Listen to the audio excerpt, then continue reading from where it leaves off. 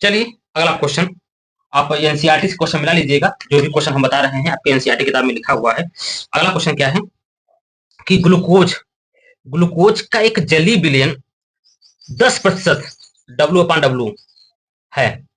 विलयन की मोललता मोललता तथा विलयन में प्रत्येक घटक के मोल अंश क्या है? यदि इस विलयन का घनत्व यदि इस विलयन का घनत्व 1.2 ग्राम 1.2 ग्राम ग्राम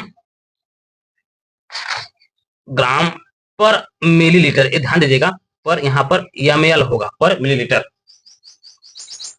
हो तो विलयन की मोलरता क्या होगी? यहाँ पर 1.2 ग्राम पर ml। आप पुराना क्वेश्चन आप लोग थोड़ा सा देखिए, जो पहला क्वेश्चन बताए थे उसमें आपका दिमाग लगा दीजिएगा। यहाँ पर भी घनत्व जो दे रखा है 1.504 ग्राम पर ml, ये ml में है। 1.504 ग्राम पर मिलीलीटर है, ये मिला लीजिएगा आप लोग। तो इसलिए आपका आंसर यहाँ पर भी आपका ml में आएगा ना, और फिर हम बाद में ml को पलटेंगे, लीटर में पलट देंगे। तो आप लोग क्वेश्चन आपसे पहले बोले थे, क्वेश्चन आप लोग मिला लीजिएगा किताब में क्या है, उसी प्रकार यहाँ पर घनत्व दे रखा है। अब चलिए सॉल्व करते हैं, कैसे सॉल्व होगा ये देखिए, आप लोग ध्यान से समझिए क्या क्या होगा। कि 100 ग्राम 100 ग्राम सॉल्यूशन में 10 ग्राम आपका ग्लूकोज है C6H12O6, एक ग्लूकोज का सूत्र होता है। ठीक है, यहां से हम एक काम करते हैं, निकालते हैं एनबी का मान निकालते हैं। सबसे पहले एनबी का मान निकाल लो, भार बटे अनुभार, ग्लूकोज का अनुभार निकालेंगे तो आपका 180 आएगा। जब आप इसे सॉल्व करेंगे तो आपका 0.055 आएगा। आप लोग मिला लीजिएगा, ये आप लोग मिला लीजिएगा। ठीक है, अच्छा अब यहां से आप WA का मान निकाल लीजिए। WA का मान, विलायक का भार निकाल लीजिए। तो विलायक कितना होगा, पूरा कितना है 100 है, और 10 ग्राम क्या होगा, ग्लूकोज होगा। अगर 10 ग्राम घटा दो तो कितना बचेगा आपका 90 ग्राम बचेगा आपका। ठीक है, WA आ गया आपका, WA आ जाएगा। और NA कितना हो जाएगा भैया, भार बटे भार 90, और जल है, जल का हमारा कितना होता है H2 18, और 18 25 90, 5 मोल आ गया आपका।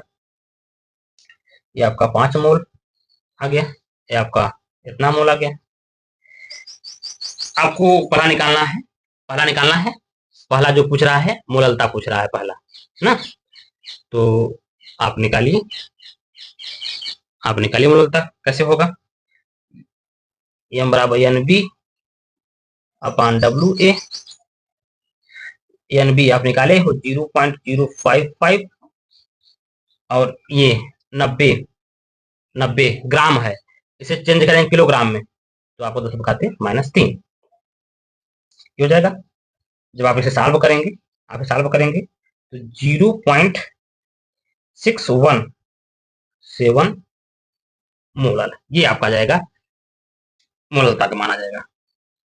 ठीक है, अच्छा अब कह रहा है कि प्रत्येक घटक का मोल अंश निकालिए, प्रत्येक घटक का। तो आपको पता है कि XA बराबर क्या होता है, NA धन NB, और NA का मान दे रखा है 5 प्लस 0.055।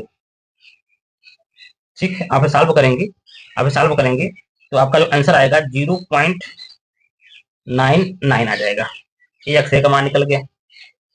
अब XB आपको पता है, XA धन XB बराबर कितना होता है, 1 होता है। आपको जानकारी पहले से है इस बारे में। तो XA का मान निकल गया कितना, 0.99 प्लस XB बराबर 1, XB बराबर 1 माइनस 0.99, तो आप सॉल्व करेंगे 0.01, XB का मान निकल गया।